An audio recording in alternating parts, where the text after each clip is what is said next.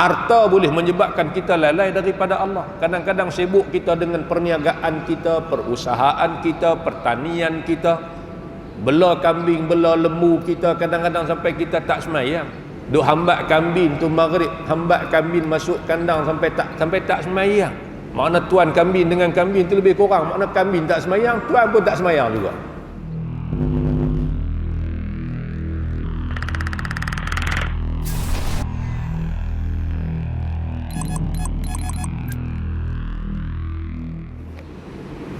Assalamualaikum warahmatullahi wabarakatuh.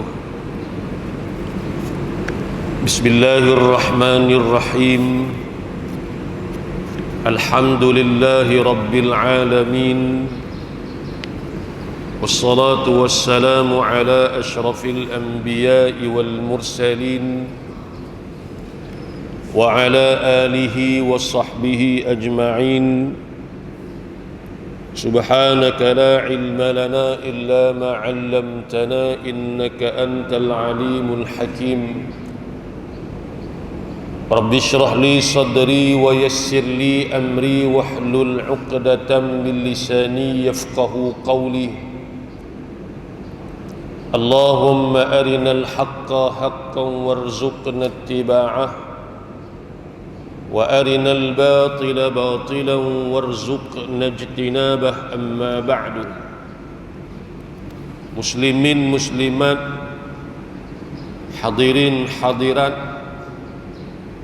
mudah-mudahan dirahmati Allah Subhanahu wa ta'ala.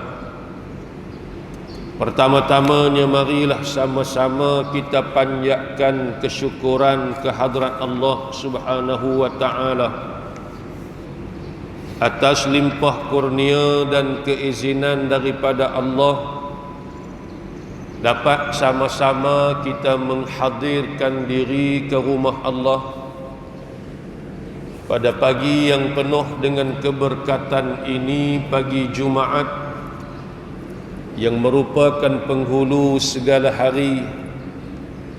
Mudah-mudahan keberadaan kita di dalam rumah Allah pada saat ini akan sentiasa dirahmati dan diberkati oleh Allah Subhanahu wa ta'ala. Allah Subhanahu wa ta'ala berfirman pada ayat ke-27 dan juga pada ayat yang ke-28 di dalam suratul Anfal pada juzuk yang ke-9. A'udzu billahi minasy syaithanir rajim. Ya ayyuhalladzina amanu la takhunullaha war rasul wa takhunu amanatikum wa antum ta'lamun. Wa'lamu annama amwalukum wa auladukum fitnah wa anna Allaha 'indahu ajrun 'azim. Shadaqallahul 'azim. Yang bermaksud, wahai sekalian orang-orang yang beriman, janganlah kamu khianat kepada Allah dan Rasul, dan jangan pula kamu khianat kepada amanah yang dipertaruhkan kepada kamu sedangkan kamu mengetahuinya. Dan ketahuilah bahawa sesungguhnya harta dan anak-anak kamu menjadi ujian, godaan kepada kamu, fitnah. Dan sesungguhnya di sisi Allah jualah pahala yang besar. Shadaqallahul azim. Dua ayat ni dipetik daripada surah Al-Anfal, ayat yang ke-27 dan ayat yang ke-28. Allah Subhanahu wa ta'ala sebut kepada kita, wahai orang-orang yang beriman, jangan kamu mengkhianati Allah dan jangan kamu mengkhianati Rasul, dan jangan pula kamu mengkhianati akan amanah-amanah yang telah diberikan kepada kamu. Dan kata Allah Subhanahu wa ta'ala, sedangkan kamu mengetahui akan kesalahan khianat tadi ni.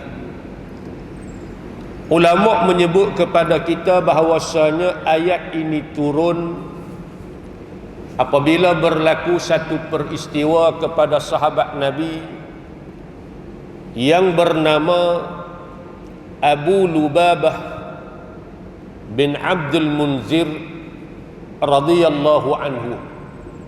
Ini cerita dia berkaitan dengan ayat ni. Ketika mana dalam peperangan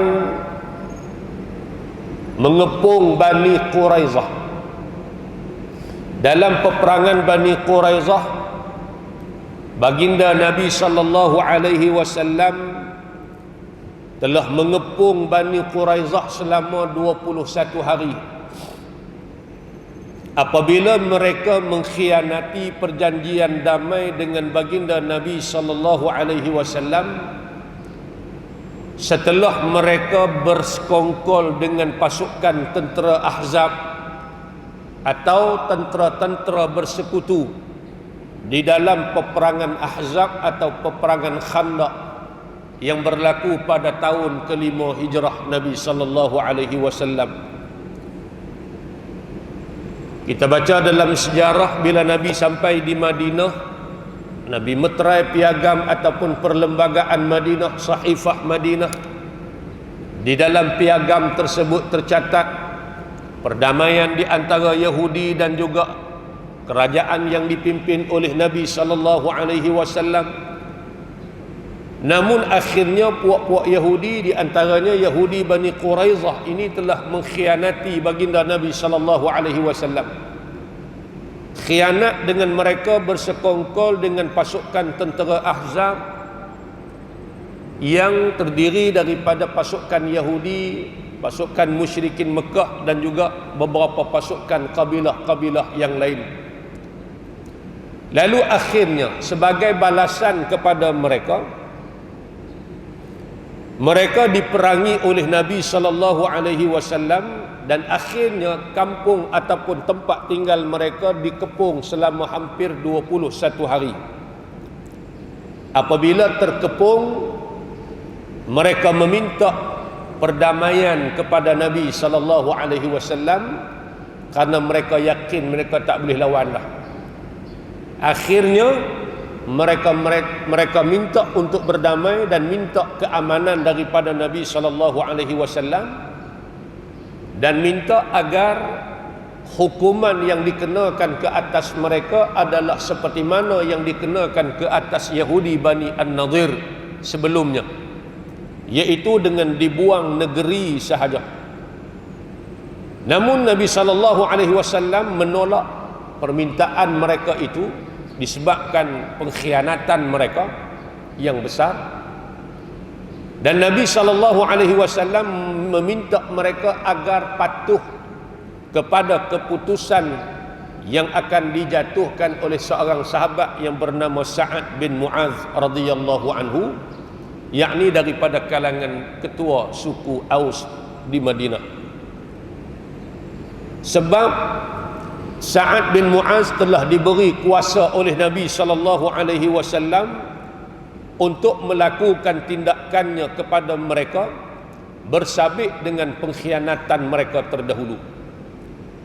Walau bagaimanapun Yahudi Bani Quraizah enggan pada mulanya. Akhirnya mereka meminta agar baginda Nabi sallallahu alaihi wasallam menghantar seorang sahabat yang bernama Abu Lubabah radhiyallahu anhu untuk berbincang dengan mereka bagi perundingan selanjutnya, karena Abu Lubabah ni di antara orang yang dekat dengan mereka dan mereka percaya kepada Abu Lubabah. Maka mereka minta Nabi hantar wakil, dan wakil itu mestilah Abu Lubabah radhiyallahu anhu, kerana Yahudi ini rapid ataupun dekat dengan Abu Lubabah radhiyallahu anhu. Dan juga kerana Abu Lubabah memiliki anak-anak dan harta di dalam perkampungan Banu Quraizah tadi ni. Mana Abu Lubabah ada kepentingan dia lah di dalam kampung tu, harta dan juga anak-anak dia. Lalu Nabi SAW membenarkan Abu Lubabah untuk pi berunding dengan puak-puak Yahudi Bani Quraizah ni. Bila Abu Lubabah tiba di perkampungan mereka, mereka bertanya kepada Abu Lubabah radhiyallahu anhu, "Hai Abu Lubabah, apa pendapat kamu? Adakah kami patut mengikut apa yang dihukumkan, apa yang diputuskan oleh Sa'ad bin Mu'adz?" Mereka minta pandangan Abu Lubabah, puak-puak Yahudi Banu Quraizah. "Wahai Abu Lubabah, apa pandangan kamu? Patutkah kami dengar atau kami patuh kepada keputusan yang akan dibuat oleh Sa'ad bin Mu'adz sebagaimana yang telah disuruh ataupun diperintahkan oleh Muhammad?" Abu Lubabah dia tak kata apa. Cuma dalam riwayat dia sebut fa asyara ila halqihi, ditunjuk di halqum dia. Dia buat lagu tu. Dia buat isyarat lagu tu. Ibarat isyarat lagu ni makna apa? Makna matilah, kamu akan dibunuh. Abu Lubabah mengisyaratkan tangannya atau jarinya di lehernya sebagai menunjukkan bahawa Sa'ad bin Mu'adz akan menjatuhkan hukuman mati kepada Yahudi Banu Quraizah. Jadi seolah-olah Sa'ad kelak akan menjatuhkan hukuman memenggal kepala mereka. Maka jadi janganlah kamu mahu mengikut hukuman Sa'ad bin Mu'adz. Mana seolah-olah Abu Lubabah mengkhianati Allah dan juga Rasulnya. Baik. Kemudian diceritakan bahawa tidak berapa lama lepas pada tu Abu Lubabah menyesali perbuatan dia. Ni yang turun ayat ni. Abu Lubabah radhiyallahu anhu menyesali perbuatan dia tadi kerana mengkhianati Allah dan Rasul, memecahkan rahsia kepada pihak musuh. Lalu dia mengaku dia khianat kepada Allah dan Rasul. Dia pi terus ke masjid Nabi SAW tanpa berjumpa dengan Nabi terlebih dahulu. Lalu diikat dirinya pada sebatang tiang di dalam masjid Nabi SAW. Kalau kita pergi di masjid Nabi, di antara tempat-tempat yang menjadi rebutan ramai di dalam kawasan Raudah, dia banyak tiang kan. Dalam kawasan Raudah ni banyak tiang. Di antaranya disebut tiang pengawal, tiang katil, tiang delegasi ataupun tiang rombongan-rombongan mai jumpa dengan Nabi. Kemudian kita ada satu tiang dia panggil tiang Abu Lubabah. Tiang yang kedua daripada sebelah makam. Kemudian sebelah tiang Abu Lubabah ada tiang Aisyah. Ini tempat-tempat yang dalam Raudah tu, dalam masjid Nabi itu kira besar dah ganjaran. Dalam masjid Nabi itu pula ada kawasannya pula Raudah pula berebut. Dalam Raudah tu sendiri pula ada tempat spot-spot yang kita pakat berebut pula lagi. Di antaranya tiang Abu Lubabah, masyhur kan? Tiang Taubat. Dia tambak diri dia di situ kerana menyesali di atas perbuatan mengkhianati baginda Nabi sallallahu alaihi wasallam. Abu Lubabah radhiyallahu anhu dia kata apa? La wallahi la uhillu nafsi hatta yakuna Rasulullah sallallahu alaihi wasallam huwa alladhi yuhilluni. Abu Lubabah radhiyallahu anhu dia kata apa sebelum tu? Wallahi la adzuqu ta'aman wala syaraban hatta amuta aw yatuba Allahu alayya. Famakatha tis'ata ayyam wa fi riwayatin sab'ata ayyam la yadhuku fiha ta'aman hatta kharra makhshiyan alayhi. Dicerita dalam riwayat Abu Lubabah kata, demi Allah, dia tambak diri dia di tiang tadi ni, demi Allah aku tidak akan merasai makanan, aku tidak akan merasai minuman, makna aku takkan makan, aku takkan minum hatta amuta, sehinggalah aku mati, ataupun sehingga Allah menerima taubat aku, kata Abu Lubabah. menyesal di atas perbuatan dia tadi ni. Kerana apa? Kerana dia telah mengkhianati Allah dan juga mengkhianati Rasul sallallahu alaihi wasallam. Tambahlah di situ. Berapa hari? Setengah riwayat kata famakatha tis'ata ayyam, 9 hari. Tambah di situ. Wa fi riwayatin, dalam satu riwayat kata sab'ata ayyam, 7 hari. Dia tak makan, dia tak minum walau sikit pun, sehingga dia jatuh pengsan kerana kelaparan tadi ni. Kemudian summa taballahu alaihi, lepas daripada tempoh 9 atau 7 hari tadi ni, Allah menerima taubat daripada Abu Lubabah. Faqil, orang kata ke dia, wahai Abu Lubabah, sesungguhnya Allah telah menerima taubat kepada kamu. Turun ayat, Allah terima dah taubat kamu. Orang habaq ke dia. Apa jawab Abu Lubabah? Wallahi, demi Allah, tidak akan aku lepaskan diri aku daripada ikatan ini, sehinggalah baginda Nabi sallallahu alaihi wasallam sendiri yang datang membuka ikatan aku ini, kata Abu Lubabah. Faja'ahu, lalu baginda Nabi mari, dan baginda Nabi sallallahu alaihi wasallam membuka ikatan Abu Lubabah dengan tangan baginda sallallahu alaihi wasallam. Ni cerita dia, bagaimana penyesalan. Pasal apa yang Abu Lubabah sanggup pada ketika itu mengkhianati Nabi dan Allah dalam ayat ni? Kerana Abu Lubabah ada kepentingan dia dalam kampung tadi ni. Dia ada harta dia yang masih tinggal di situ, dan ada anak-anak dia yang masih ada dalam perkampungan Yahudi Banu Quraidah tadi ni. Sebab tu Allah sebut pada ayat yang berikutnya, innama wa'lamu annama amwalukum wa auladukum fitnah.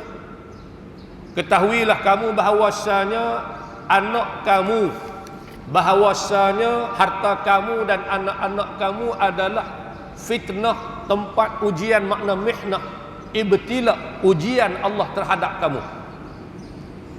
Kerana anak, kerana harta tadi ni. Jadi sanggup khianat.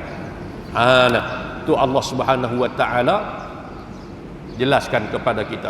Sebab tu Nabi sallallahu alaihi wasallam pun sebut bagaimana sifat-sifat orang munafik yang Nabi sallallahu alaihi wasallam sebut kepada kita. 3 perkara yang menjadi tanda-tanda sifat munafik. Ayatul munafiqi salasun. Tanda-tanda orang atau sifat munafik ni ada 3. Idza haddatsa kadzaba, bila dia bercakap dia bohong. Bila bercakap dia bohong. Wa idza wa'ada akhlafa, apabila dia berjanji dia memungkiri janji. Wa idza tumina khana, apabila diberi amanah kepada dia, dia mengkhianati amanah tersebut. Maka sebab itulah Allah suruh kita tunaikan amanah. Nabi sebut dalam hadis yang lain, addil amanata ila man tamanaka wa la takhun man khanaka. Tunailah amanah kepada mereka yang telah mengamanahkan sesuatu kepadamu. Bila orang amanahkan kepada kita satu amanah, laksanakan amanah tersebut. Dan jangan kita mengkhianati orang yang melakukan khianat kepada kita. Walaupun dia khianat kat kita, kita jangan balas dengan pengkhianatan. Kalau tidak, sama aja kita dengan dia. Dalam hadis yang lain Nabi sebut, la imana liman la amanata lahu. Tidak ada iman bagi orang yang tidak ada sifat amanah dalam diri dia. Amanah kita kepada Allah, Allah beri tanggungjawab pada kita. Tanggungjawab syarak semayang kita, puasa kita. Allah suruh kita buat satu-satu benda, kita kena buat. Allah suruh kita tinggal satu-satu benda, kita kena tinggal. Demikian juga Rasul sallallahu alaihi wasallam amanahkan kepada kita, ikut ajaran dia. Buat yang Nabi suruh, tinggal yang Nabi larang. Mana kalau kita tak buat, kita khianat kepada amanah yang telah diberikan oleh Allah dan Rasul kepada kita. Demikian juga amanah yang manusia beri pada kita. Beri amanah, kerja buat kita. Tapi sebahagian manusia yang tak ada iman, dia khianat amanah. Sanggup jual negara, khianat. Demi kerana apa? Dibayar dengan sejumlah harga, khianat. rasuah. Khianat tak khianat sehingga mengancam keselamatan negara, mengancam nyawa orang lain sebab daripada pengkhianatan tadi. Sebab tu Allah Subhanahu wa taala tegas ni, wahai orang-orang yang beriman, jangan kamu mengkhianati Allah dan mengkhianati Rasul, dan jangan kamu mengkhianati amanah-amanah yang telah diberikan kepada kamu. Dan kata Allah Subhanahu wa taala, wa antum ta'lamun, sedangkan kamu mengetahui akan besarnya akibat dosa daripada perbuatan khianat kamu tadi ni. Baik, kemudian Allah kata apa? Wa'lamu, ketahuilah kamu, annama amwalukum wa auladukum fitnah, bahawasanya harta kamu dan anak-anak kamu itu menjadi fitnah, ujian, godaan terhadap kamu. Wa annallaha indahu ajrun azim, dan di sisi Allah jualah pahala yang amat besar, kata Allah Subhanahu wa taala. Wa'lamu annama amwalukum wa auladukum fitnah. Fitnah dengan makna ikhtibar wa btila bima yashukku 'ala an-nafsi fi'luhu aw tarkuhu. Ujian yang Allah kenakan pada kita. Sama ada ujian tadi ni ibtila, ikhtibar, Allah nak uji kita. Kadang-kadang ujian itu dalam bentuk disuruh kita buat. Kadang-kadang ujian itu dalam bentuk disuruh kita tinggal benda-benda yang haram. Benda-benda yang wajib Allah nak uji kita. Siapa di kalangan kita hak boleh buat dengan sempurna, maka Allah suruh buat semayang dan sebagainya. Kadang-kadang ujian itu dalam bentuk suruh tinggal. Zina, arak, mencuri, menipu, disuruh kita tinggal. Allah nak tengok siapa di kalangan kita yang boleh tinggal, siapa di kalangan kita tak boleh tinggal. Sebab itulah hidup ni Allah kata ujian, nak menguji kita siapa di kalangan kita yang paling baik amalan dia. Maka demikian juga anak-anak dan harta ni ujian. Berapa ramai orang yang diberi harta diuji dengan kesusahan, ujian juga. Dia tak ada harta, Allah uji dalam bentuk kemiskinan dia. Nak tengok dia sabar ke tidak. Ada di kalangan manusia yang Allah uji dengan kekayaan harta. Allah nak tengok dia syukurkah tidak dengan nikmat kelebihan yang Allah beri kepada dia. Jangan kita ingat orang susah saja diuji oleh Allah. Tak, orang kaya pun diuji oleh Allah. Ujian dalam bentuk harta, kekayaan. Sebab Allah nak uji, adakah dengan harta tadi ni kamu guna pada jalan yang Allah redha ataupun sebaliknya. Sebab tu salah satu benda yang Allah akan tanya kita di akhirat apa dia? An malihi, berkaitan dengan harta kita, kekayaan kita. Min aina iktasabahu wa fima anfaqah. Dari manakah kita dapat harta kekayaan kita tadi ni? Daripada sumber mana? Adakah daripada sumber yang halal ataupun daripada sumber yang haram? Wa fima anfaqah. Dan Allah akan tanya juga ke manakah kita habiskan, kita belanjakan harta-harta yang kita dapat, yang Allah beri kepada kita tadi ni. Lagi besar persoalan yang Allah akan tanya di akhirat apabila kita diberi kesenangan, kekayaan oleh Allah Subhanahu wa taala. Bukan tak boleh cari senang, carilah. Bukan tak boleh kaya, carilah. Allah pun suruh. Allah sebut dalam Quran, wabtaghi fima atakallahu ad-daral akhirah.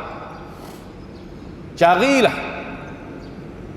kehidupan akhirat dengan dunia yang Allah beri kepada kamu. Makna bila Allah bagi dunia ke kita, duit, ringgit, harta benda dan sebagainya, daripada duit, ringgit dan harta benda tu beli akhirat siap-siap, cari akhirat siap-siap. Lagu mana? Infakkan pada jalan Allah, pada kebaikan, wakaf dan sebagainya. Mana Allah bagi duit, dengan duit yang kita dapat beli akhirat siap-siap, belanja untuk akhirat siap-siap. Wala tansa nasibaka minad dunya, dan jangan pula kamu lupa bahagian kamu di dunia. Simpanlah sama untuk dunia kita, carilah sama untuk dunia kita, tak ada masalah. Cumanya yang Allah tak bagi, kita kadang-kadang melebihkan dunia, pulun dengan dunia sehingga lupa kepada akhirat. Maka di sini betul lah sebagaimana Allah sebut, Abu Lubabah tadi ni pun tindakan dia, pengkhianatan tadi ini disebabkan apa? Memikirkan harta dan anak-anak dia yang masih berada di dalam perkampungan Banu Quraizah tadi ini. Kita pun lagu itulah tuan-tuan, kerana harta dan kerana anak-anak ni. Lebih-lebih lagi anak-anak. Betul. Nabi SAW sebut dalam sepotong hadis, Nabi kata apa? Yang diriwayatkan daripada Abi Sa'id Al-Khudri radhiyallahu anhu. Nabi kata, al-waladu samaratul qalbi wa innahu majbanatun mabkhalatun mahzanatun atau kama qala. Nabi kata anak-anak adalah buah hati, cahaya mata kita. Betul. Anak-anak kan tak ada dalam rumah tangga, berasa tak sempurna, sunyi. Bila anak cucu balik mai cuti, berasa Allah seronok, walaupun riuh rendah berselerak, rumah tak orang pun tak apa. Ni berbulan dah cucu tak boleh balik ni, PKP dan sebagainya ni, berasa teringat rindu, ya Allah. Anak-anak cucu adalah buah hati kita. Tapi ingat, wa innahu majbanatun, anak-anak juga menjadi penyebab mak bapak, tok nenek jadi pengecut, kata Nabi. Mabkhalatun, anak-anak juga menjadi penyebab mak bapak jadi bakhil. Mahzanatun, anak-anak juga yang merupakan penyebab kepada mak bapak menjadi sedih dan duka cita. Cahaya mata tak ada, pasal sunyi rumah tangga kita. Tapi anak-anak juga boleh menjadi penyebab mak bapak jadi pengecut. Anak-anak juga menjadi penyebab mak bapak jadi bakhil. Anak-anak juga menjadi penyebab mak bapak berduka cita. Apa dia? Anak-anak menjadi penyebab mak bapak jadi pengecut ketika mana diminta untuk mempertahankan kebenaran. Kadang-kadang anak buat salah, anak terlibat dengan satu-satu perkara yang salah, kadang-kadang mak bapak tetap bela anak dia walaupun terang-terang anak tu melakukan kesalahan. Makna mak bapak menjadi pengecut untuk menegakkan kebenaran. Mak bapak juga menjadi pengecut kadang-kadang untuk berjihad fi sabilillah, takut mati. Kerana apa? Kerana anak-anak, siapa nak bela? Aduh. Mabkhalatun, anak-anak menjadi penyebab mak bapak jadi bakhil. Bakhil untuk menginfakkan hartanya pada jalan Allah. Buat kerja pulun, simpan. Beda siapa ni? Beda anak-anak. Beda anak-anak. Kadang-kadang kita lupa beda diri kita ni. Nak buat wakaf, nak buat jariah, hak kita tu. Semua buat kerja siang malam sampai tak dan, tidur pun tak cukup dan sebagainya. Beda nak bagi anak-anak senang. Nak awak keluar infak pada jalan Allah, berasa sayang. Pasal apa? Pasal takut jejak hak dia simpan untuk anak-anak. Jadi bakhil tak? Bakhil untuk diri dia sendirilah. Kadang-kadang sampai hak wajib pun dia tak buat. Dia lupa nak ambil sebahagian daripada hak dia duk simpan tu, beda diri dia. Dia kata esok anak-anak aku mati, anak-anak buatlah. Kalau anak-anak ingat. Kadang-kadang pak tak dan mati lagi, baru koma baru tak titik lagi. Baru koma di hospital. Anak-anak ni duk beda dah sama-sama depa. Hak tang ni hak aku nak ni. Kan? Tanah tang ni aku nak. Abang nak sulung. Hak nombor 2 kata, tak apa abang ambil saya anak. Pak baru koma, anak-anak duk bincang dah nak ambil tang mana. Berkelahi pula di antara satu sama lain. Allahu akbar. Sebab tu kalau ada hak kita simpan, tuan-tuan buat, beda kita. Carilah. Bagi ada tinggal 3 benda yang Nabi kata, salah satunya dia sedekatin jariyah. Sedekah yang sentiasa mengalir manfaatnya untuk orang. Jangan duk harap kalau anak-anak buat besok, alhamdulillah tambah lagi. Kalau tak buat pun kita dah selesai dah beda ataupun bahagian kita tadi ni. Ni anak-anak menjadi penyebab mak bapak jadi bakhil. Betul? Kita sayang nak belanja harta kerana nak jaga anak-anak. Dan juga anak-anak menjadi penyebab mak bapak tadi ni bersedih ataupun berduka cita. Dengan sebab apa? Dengan sebab mungkin diuji oleh Allah dengan kematian dan sebagainya, menyebabkan mak bapak tadi ni kalau yang sabar, dia sabarlah. Kalau yang tak sabar, kadang-kadang dia meratapi kematian sehingga membawa kepada dia mempertikaikan hukuman ataupun ketentuan Allah Subhanahu wa taala. Ni ujian. Sebab tu Allah Subhanahu wa taala sebut pada ayat yang lain, Allah kata apa? Ya ayyuhalladzina amanu, wahai orang-orang yang beriman, la tulhikum amwalukum wala auladukum an dzikrillah. Jangan melalai akan kamu oleh harta-harta kamu dan anak-anak kamu daripada kamu ingat tanggungjawab kamu kepada Allah. Makna dua benda ni boleh menyebabkan kita lalai. Harta boleh menyebabkan kita lalai daripada Allah. Kadang-kadang sibuk kita dengan perniagaan kita, perusahaan kita, pertanian kita, bela kambing, bela lembu kita, kadang-kadang sampai kita tak semayang. Duk hambat kambing tu maghrib, hambat kambing masuk kandang sampai tak semayang. Makna tuan kambing dengan kambing tu lebih kurang. Makna kambing tak semayang, tuan pun tak semayang juga. Kambing tak apalah, dia tak ada tanggungjawab apa depan Allah. Tuan kambing tu nak jawab apa? Mana dengan harta tadi ni menyebabkan kita lalai daripada tanggungjawab kita dengan Allah. Menega kadang-kadang, menega pasal malam, sibuk kalut goreng, duk goreng, duk orang. Kadang-kadang time maghrib tu lah ramainya, kan? Duk sibuk layan orang ni, kadang-kadang bukan jual apa pun, jual makan orang kodanya, tapi tak sembahyang maghrib. Untung tak besar mana. Tinggal tanggungjawab dengan Allah Subhanahu wa taala. Dengan sebab perniagaan, dengan sebab kerja buat kita. Kadang-kadang kerja kita nak selesaikan urusan, tangguh sembahyang sampai tak sembahyang. Dan juga anak-anak. Anak-anak pun satu, kadang-kadang anak menjadi penyebab kita lalai daripada tanggungjawab. Betul tak? Lebih-lebih lagi anak-anak musim nak periksa, tuan-tuan ni. Mak pak ni kalut sibuk hantar anak-anak ni tuition rata. Sampai kadang-kadang pak tak sembahyang maghrib, balik rumah bini tanya, abang maghrib sembahyang? Tak sembahyang, tak dan, aku duk kalut pergi hantar dia tadi. Kalut hantar anak sampai tak sembahyang. Nakkan anak-anak berjaya, tapi tak fikir soal keberkatan tadi ni. Berjaya pun nak buat apa kalau sampai kita abai tanggungjawab kita dengan Allah? Akan ada keberkatan daripada Allah Subhanahu wa taala, sebab Allah kata ihfazillah yahfazka. Jaga Allah, Allah jaga kamu. Mana kalau kita jaga tanggungjawab kita dengan Allah, Allah akan jaga kehidupan kita, agama kita, ilmu dan sebagainya. Allah jaga, Allah beri jaminan. Makna apa? Makna kalau kita tak jaga, kita abaikan tanggungjawab kita dengan Allah, hak Allah suruh kita tak buat, hak Allah larang, hak tu kita buat, makna kita tak jaga, maka Allah tidak akan menjaga kehidupan kita. Jadi bercelaru, jadi berserabut, jadi tidak ada keberkatan, buat ni tak kena, buat ni tak selesai dan sebagainya. Kerana kita tak jaga tanggungjawab kita dengan Allah Subhanahu wa taala.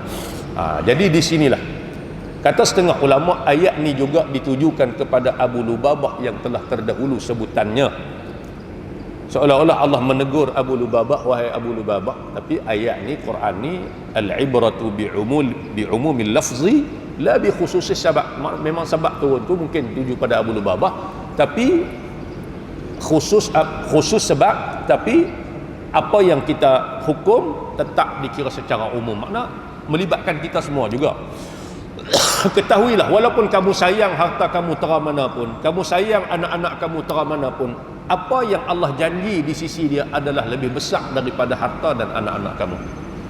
Makna ganjaran yang Allah janji, kalau kamu tak khianat Allah, kalau kamu tak khianat Rasul, maka apa yang Allah janji, pahala di sisi Allah jauh lebih besar daripada harta dunia kamu, sama ada anak-anak ataupun harta kekayaan yang Allah beri pada kamu.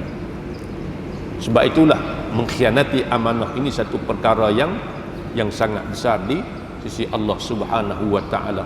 Jadi dalam dua ayat ni tuan-tuan, betul sebagaimana dalam kehidupan kita lah. Jadi kita pakak-pakak beringat, mudah-mudahan kita tidak menjadi manusia yang mengkhianati amanah yang telah Allah berikan kepada kita untuk menunaikan segala tanggungjawab kita sebagai hamba kepadanya. Kita dah berjanji dah waktu di alam zar dulu ni, kan? Berjanji dah, jangan khianat janji kita. Jangan kita khianat janji kita tadi ni. Apa janji kita? Allah sebut dalam Quran, kan? Allah sebut dalam Quran, di antaranya Allah sebut dalam Quran ayat tu, wa id akhrajal, Allah sebut ketika mana saat Allah mengeluarkan kita daripada benih cucu tu Adam alaihissalam, dan Allah buat keluar kita ni, tuan-tuan ada, saya pun ada, dihimpunkan di suatu tempat Di mana? Kata dalam hadis, di Wadi An-Nu'man dekat Arafah. Lalu Allah ambil aku janji, alastu bi rabbikum, alastu bi rabbikum, bukankah aku ni Tuhan kamu? Apa jawapan kita? Bala syahidna, bahkan ya Allah telah kami bersaksi tidak ada Tuhan yang lain melainkan Kau. Kita mengucap saksi bertuhankan Allah, janji dah nak buat hak Allah suruh, nak tinggal hak Allah larang. Jadi bila mari ke dunia ni, Allah beri macam-macam dalam kehidupan kita. Jangan kerana dunia kita sanggup khianat amanah dan perjanjian kita dengan Allah Subhanahu wa taala. Jadi tuan-tuan, sama-samalah kita berdoa kepada Allah, mudah-mudahan harta yang Allah beri pada kita harta yang barakah. Anak-anak yang Allah beri kepada kita merupakan anak-anak yang menjadi penyejuk mata dan menjadi modal kepada kita untuk selamat di akhirat nanti. Anak-anak harta. Sebab tu Nabi kata tinggal 3 benda kan, waladin salihin yad'ulah, tinggal anak soleh yang sentiasa mendoakan pada kita. Mana bila kita tinggal anak yang beriman, yang baik, kita mati dia doa kat kita, doa yang dia minta Allah sampaikan kepada kita, dapat memberi manfaat pada kita bersama di sana. Ni mudah-mudahan dengan sedikit tazkirah pada pagi ini memberi manfaat kepada kita bersama, insya-Allah. Apa yang baik daripada Allah Subhanahu wa taala dan apa yang tidak baik daripada kelemahan dan kekurangan diri saya sendiri. Aqulu qawli hadza wa astaghfirullahal azim li wa lakum. Assalamualaikum warahmatullahi wabarakatuh. Bismillahirrahmanirrahim. Alhamdulillahirabbil alamin. Wassalatu wassalamu ala asyrafil anbiya'i wal mursalin wa ala alihi washabbihi ajma'in. Allahumma arhamna bil Qur'an waj'alhu lana imaman wa nuran wa hudan wa rahmah. اللهم ذكرنا منه ما نسينا وعلمنا منه ما جهلنا وارزقنا تلاوته آناء الليل وأطراف النهار واجعله لنا حجة يا رب العالمين. اللهم إنا نعوذ بك من علم لا ينفع ومن قلب لا يخشع ومن عمل لا يرفع ومن دعاء لا يسمع. نعوذ بك من هؤلاء الأربع. ربنا آتنا في الدنيا حسنة وفي الآخرة حسنة وقنا عذاب النار. وصلى الله على سيدنا محمد وعلى آله وصحبه وبارك وسلم والحمد لله رب العالمين. تقبل الله منكم منا ومنكم تقبل يا كريم. السلام عليكم ورحمة الله وبركاته.